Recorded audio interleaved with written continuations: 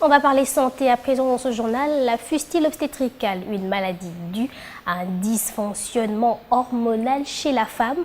En marge de la journée internationale dédiée à l'élimination de cette pathologie célébrée le 23 mai dernier, le docteur Noah de la Polyclinique Bénicaire et l'ONG WWW ont convié les femmes et la comité luchoise à une marche de santé qui a eu comme point de chute le gouvernorat du Haut-Katanga où un mémo a été remis à l'autorité provinciale.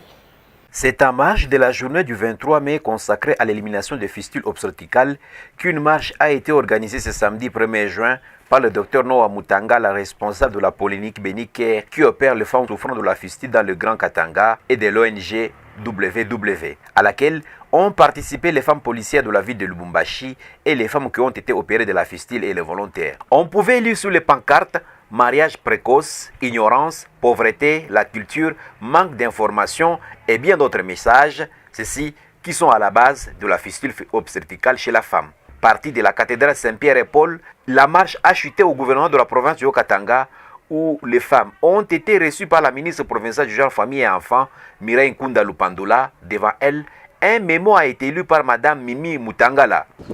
Compatissant avec ces dernières, trouvant injuste qu'elles continuent à être stigmatisées pour seule cause d'avoir voulu donner naissance à un enfant.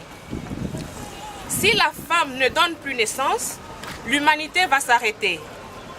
Or, cet acte la rend handicapée et refoulée par la communauté.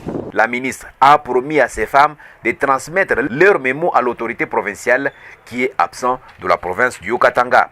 La fistule est une tragédie qui tue les femmes et qui les marginalise. Il faut noter que la fistule constitue l'une des principales causes de mortalité maternelle et chaque année, 500 à 700 cas sont enregistrés.